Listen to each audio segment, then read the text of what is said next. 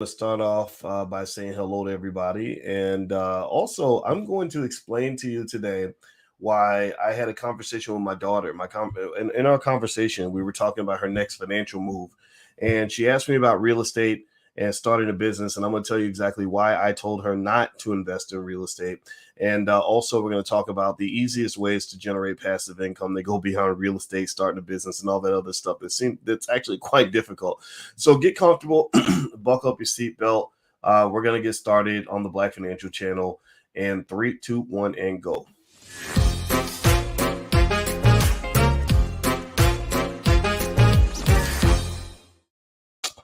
Hello, good morning, good morning. Welcome to the Black Financial Channel. This is theblackfinancialchannel.com. My name is Dr. Boyce Watkins. I'm your friendly neighborhood finance professor.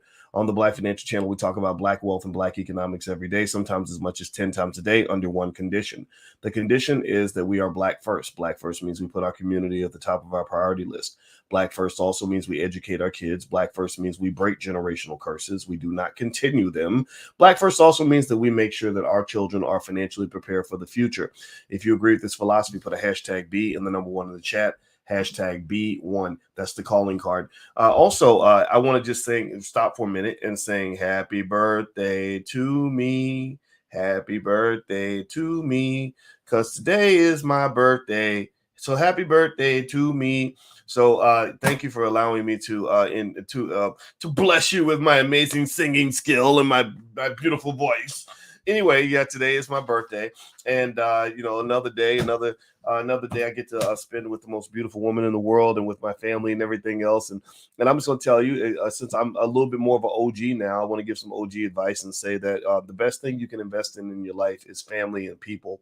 And I'm going to tell you, I was surrounded by some wonderful people who all sang happy birthday to me yesterday, and it really meant a lot to me. And also those of you, and it's literally been thousands of you who wished me a happy birthday. I truly appreciate that. That is not ignored. That is not forgotten. That is not overlooked.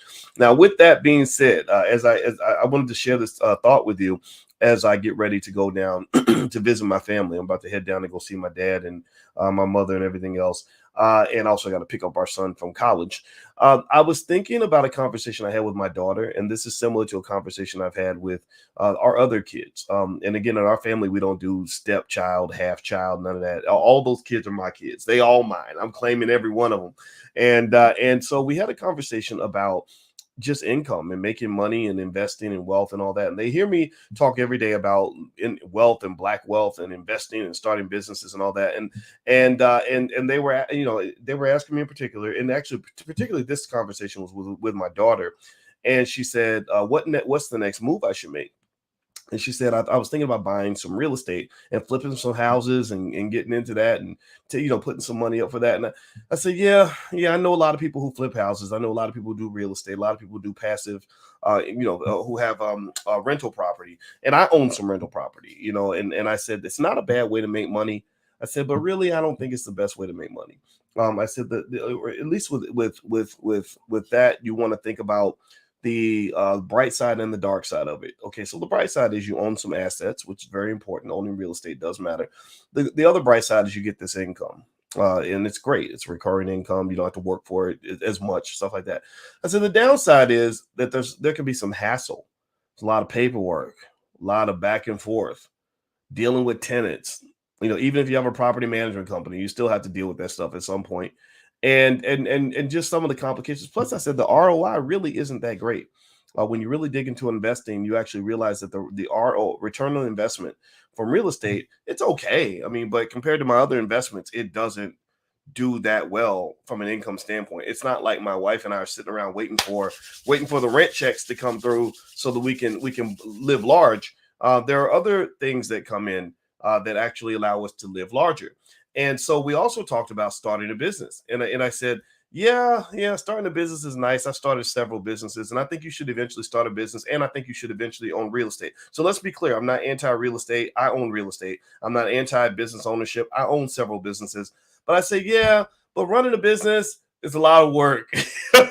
Again, same process. I was like, yeah, you got to deal with a lot of people, a lot of stuff that goes wrong, stuff that blows up in your face, money that you invest that you don't get back, a lot of late nights, a lot of grind. And you ever hear people talk about starting a business? Give me a yes or no if you've ever heard somebody talk about starting a business And it really just made you kind of say, damn, wow, like I don't even know if I want to do all that. My mother said that. My mother said that she listened to a lady talk about starting a business, and the lady said, you got to be willing to work. You got to be willing to work full time, all the time, 24 hours a day, 7 days a week, every day till 10 o'clock at night. And my mother was like, I don't want to do all of that. That feels like slavery, especially since I'm not going to be making money for 3 to 5 years, and I may never make any money at all. So here's my thought. This is me being realistic with you about owning businesses and owning real estate. I think you want to get in. Those are the games that people get into. Don't get me wrong. That's where rich people get rich. But it ain't like this straightforward, easy on ramp into the world of wealth and success. There are lots of complications that come with it. You got to want to do it. I don't invest in a business unless I'm 100% clear that this is really what I want to do.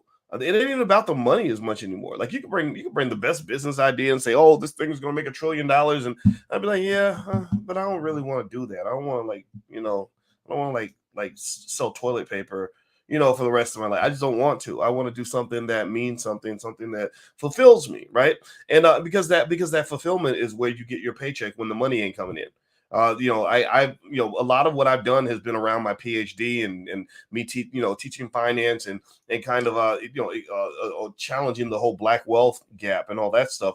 That's been a huge passion for me. I did research on it when I was working on my doctorate. I did a lot of work on it when I was at Syracuse University, so I was really passionate about it already, and that passion is what made me feel good about what I was doing when I wasn't making any money. Okay. So I told my daughter, I said, yeah, I said, yeah, you should eventually invest in real estate, but I don't think that should be your next move. Especially because she's a mom and everything else. I said her most important job is taking care of her kids. I know that we act like motherhood is not an important job, but I really encourage you to reconsider the fact that we have a society that's devalued the importance of motherhood. Mothers matter. If mothers all stop doing their jobs tomorrow, the whole world will fall into complete chaos, right? So motherhood is really important. So I told her not to invest in real estate. I said because it's a lot of work and it's a lot of complication. I said don't go start a business right now again because it's going to take a bunch of your money. So she said, so what should I do then? I said, well, actually, the way I generate my income is I actually sell covered call options. I said, I own a bunch of stock and have some cash. And every week I generate income by selling covered calls or selling puts. And she said, what is that? I said, well, in the options market, everybody talks about stock options now, but they talk about it from the buy side. Because options are like they feel like a casino, because you can invest a little bit and make a whole lot if it goes right. But the problem is it can go wrong. It can easily go wrong where you don't make any money or you lose all your money. Well, where does your money go? Well, your money goes to the fact that for every option that is bought, someone must sell that option. The options don't just come out of the sky. They come from a market. Just like in a club, if a man says, I went to the club and I met a girl, well, you know that there had to be at least one girl in the building because if there isn't a girl that is there, then there's no girl for him to meet, right? So there's at least two people in the club, him and that girl, right? So the same thing is true with the market. If someone says I went and bought something, that means somebody had to sell something. So with options, I have really rarely been interested in being heavy on the buy side of options. I see what people are doing. I saw the Wall Street bets and the Reddit crowd and everybody getting excited like, "Woo! I bought these options. I spent $500 and flipped it into 5,000." The reason that didn't get me excited is because I know financial theory. I know the history of the markets. I understand stock markets extremely well, and I know that for every yin, there's a yang. For every up, there's a down. Just like the show Stranger Things, there's always the upside down world where everything flips on its head, where the same high that you get from making that money from buying the option is the same load you're going to feel when all your money gets lost. So I've never been on the buy side for stock options. I've actually spent more time on the sell side. I sell stock options the same way you sell Air Jordans, the same way you sell loaves of bread, all that stuff.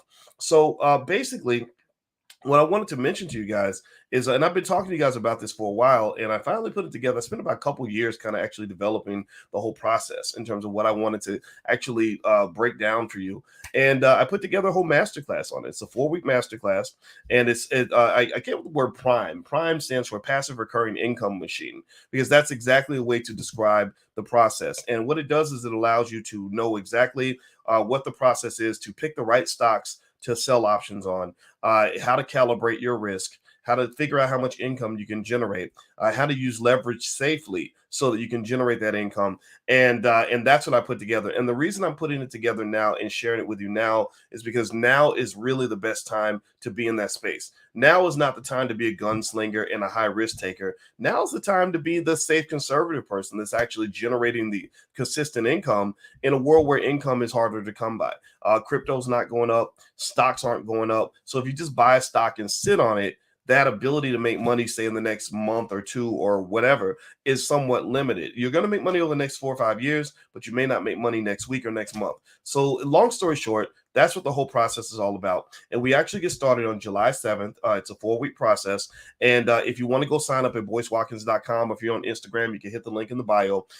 For today only, there is a 48% discount. So what we do is we do an early bird discount on a lot of our programs in the Black Business School. And you can click on the link, take a look, decide if it's for you. And everything in the Black Business School has a 30-day, 100% money back guarantee. So if you're not happy for any reason, you can just say, oh, this didn't work for me. I want a refund. That's totally fine. But then also everything that we do in this program is for life. And in addition to that, you get free access to my complete stock options masterclass. You also get access to the lecture series I did on putting together your family investment club as a family bank. So what happens is once you learn these passive recurring income strategies, then you can take that back to your family investment club and actually use that as a way to actually not just generate the capital that you need, but generate the income that you need, and also actually function as your own bank. People talk about infinite banking and all that, but the reality is that that's a simplified way of doing something that can be done actually much, much better. They use that particular method for the masses because that's what people understand. But again, because I've taught finance for 30 years, I know actually exactly what the mechanics of that process are, so you can actually tweak it in a way that actually works better for Black families and better for building Black wealth. So if you're interested in taking a look and you want to jump in, feel free to go to boycewatkins.com. You can take a look there, or if you're on Instagram, hit the link in the bio. For the rest of the day, you can actually get 48% off. And I hope to see you guys on July 7th, and it's going to be a lot of fun. So anyway, I'm out of here. I'm going to go hit the road. I got to go see my dad. And thank you guys again for the happy birthday wishes. I really appreciate it. And I love you, and I will see you soon. And I'll check back in with you a little bit later. So take care now. Bye-bye.